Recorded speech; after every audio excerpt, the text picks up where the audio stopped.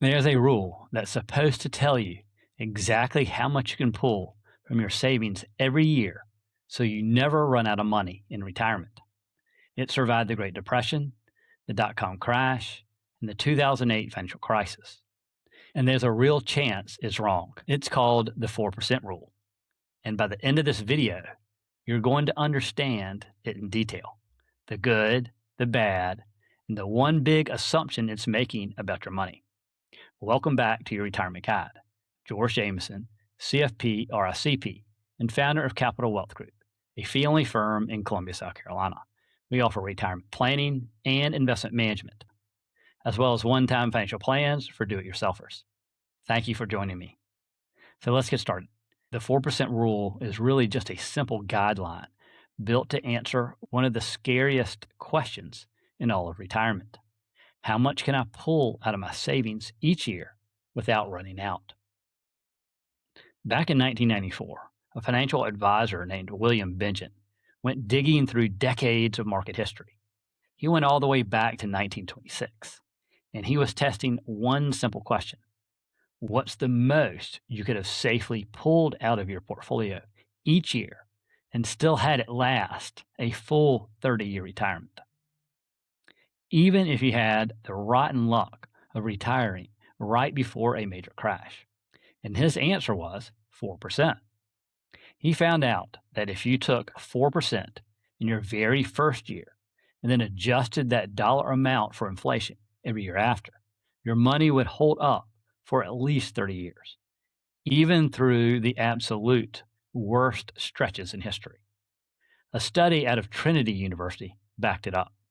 And then years later, a well-known retirement researcher named Wade Pfau reran the numbers and found it actually held up better than Bengen originally thought.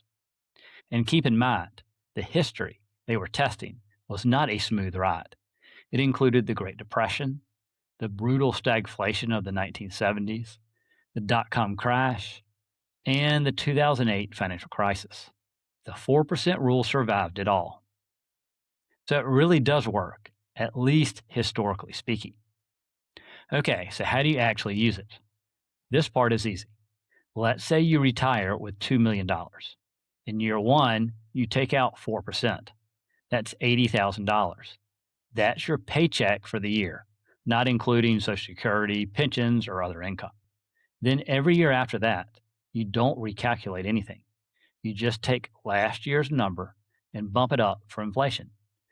So if inflation runs about 3% that year, that 80,000 becomes about 82,400 the next year. Here's the math. You simply multiply 80,000 times 1.03, which equals 82,400. Then you keep repeating that for the rest of your retirement. The whole idea is that your income keeps pace with the rising cost of living. Now here's where I want to be straight with you.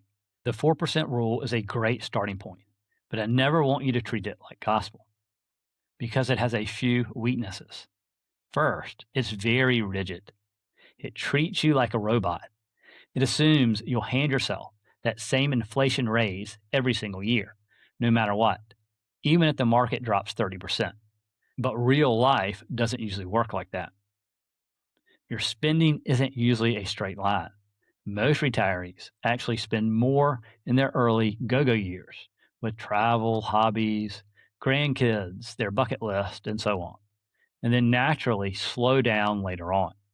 So a rigid formula just can't bend with your real life. And then second, the entire thing is built on the past.